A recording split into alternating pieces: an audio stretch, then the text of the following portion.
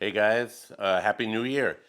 Last week I posted a video about the best horror movies of 2024. In this video, huh? I'm gonna post the videos, the movies, the horror movies that are coming out in 2025 that I anticipate, that I want to see. Does that mean those are the only ones I'm gonna see? No, I'm gonna see some that are not gonna be that great.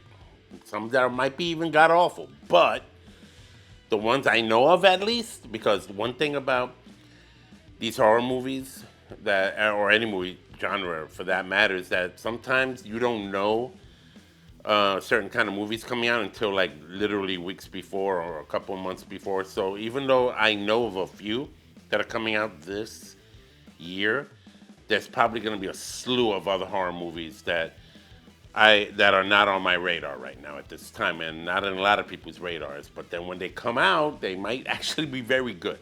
So, you know, having said that and putting that aside, let me share with you what I know so far of what's coming in 2025 in horror. Huh? The Conjuring Last Rites. That's right, Ed and Lorraine Warren are back again, based on the real life demonologists.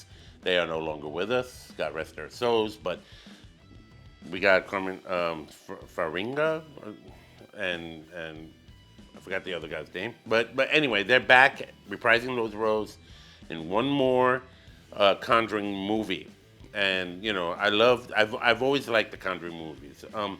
The first one was excellent. The second one was excellent. The third one, The Devil Made Me Do It. It was alright. It was alright. It wasn't memorable like the other two.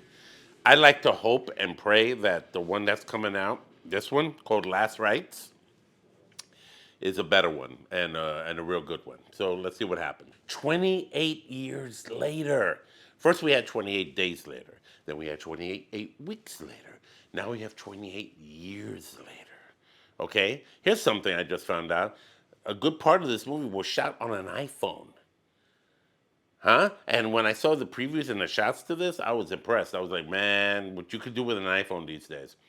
But if you know the story, it's apocalyptic zombie-ish kind of thing. Except they're not zombies; they're more like rabid. It started with a monkey bite or an ape bite, and it went all over the planet. And you get infected, you die like this, and then not die, but you kind of change.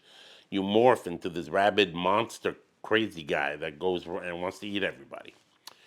And that's what 28 years later is going to show what's happened in the 28 years since the world went upside down from the first film. So that's definitely a movie I'm looking forward to seeing.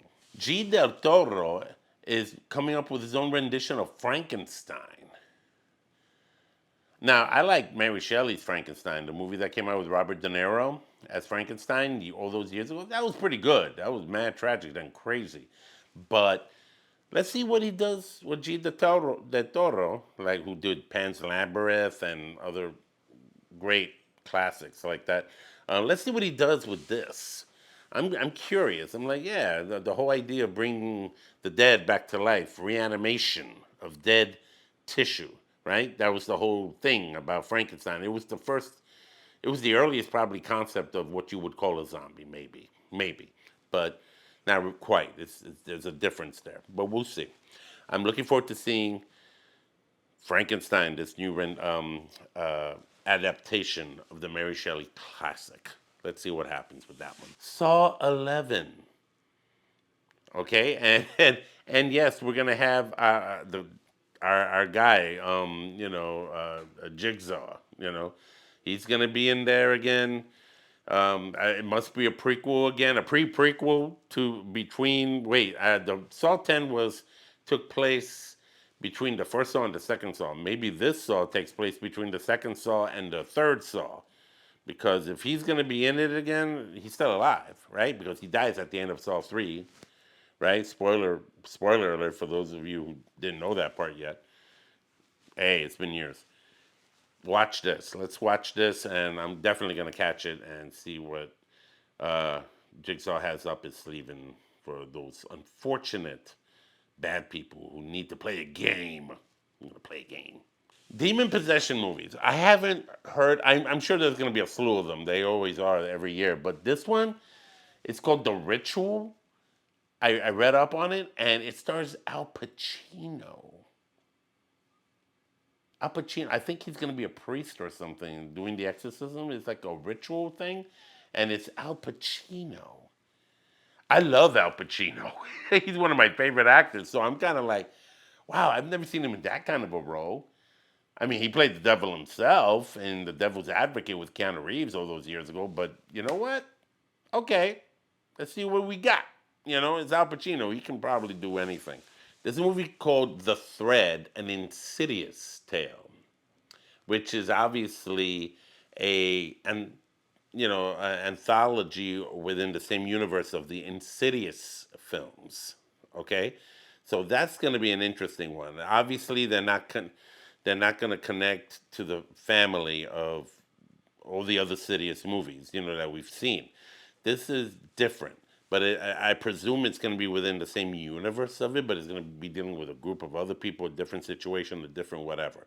So I'm curious at what direction they're going to take the Insidious franchise in now that they're going in that direction. I'm very curious. Insidious, it's not called Insidious, it's called Thread. Thread, like a thread. Insidious Tale. Let's find out what that's about. The Monkey. What? It's funny. When I saw the poster, I thought of the horror movie Monkey Shines. It kind of reminded me of that. But obviously it is something else. So when I saw the preview to it, I bugged out and I was like, okay, that looks like fun. Let's see what happens. It's supposed to be like a monster monkey killing everybody. It's like a monster movie, basically. It looks to me, at least. That's the impression the preview gave me. And for me, I like monster movies. I'm down with monster movies. Monster movies, jack me up. So yeah. Black Phone 2.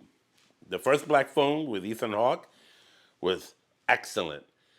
Great story. Loved the whole concept. Loved the whole idea. The boy, I'm not going to tell you the whole thing. I'll put the review down below if you want to check out my review of that one. But that was excellent. And so I don't know where Black Phone 2 is going to go because I don't understand it because I'm like, okay, well, if what happened at Black Phone 1 happened, how's Ethan Hawke going to be in Black Phone 2? Because I saw him in the cast. So I'm kind of like wondering what's that about. The Damned. Actually, this is the first movie I'm gonna check out this year. The Damned, and it has a kind of early '80s. I heard at least based on what I saw in the preview and everything.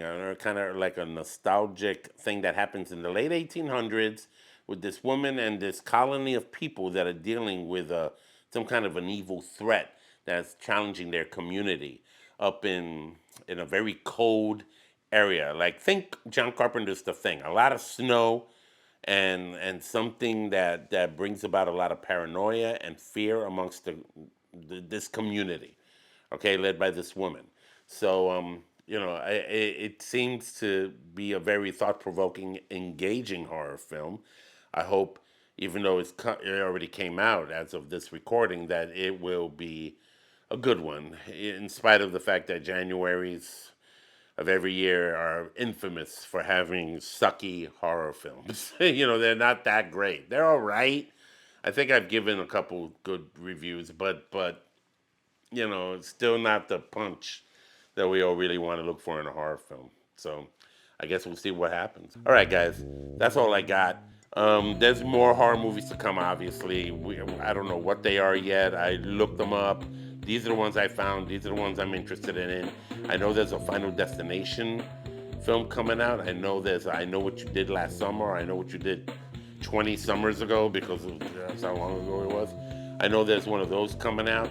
But aside from that, I really don't know what else is coming out. So if you know of any other kind of horror movies that are coming out, talk to me and comment below and share with me in the comments. Share with me in the comments, okay? And let's make this work, okay?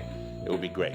All right. This again, thank you and consider subscribing for future horror and coffee content, for reviews and live streams, and a lot of great cool stuff coming this way. And please feel free to donate in my Buy Me a Coffee. I'll put the link down below to that. If you would like to be so gracious as to support the channel, it will be greatly appreciated. Okay, until next time, this is Ralph Perez from Horror and Coffee. I'm having my coffee, and I'm ready to go to the movies and see more stuff for 2025.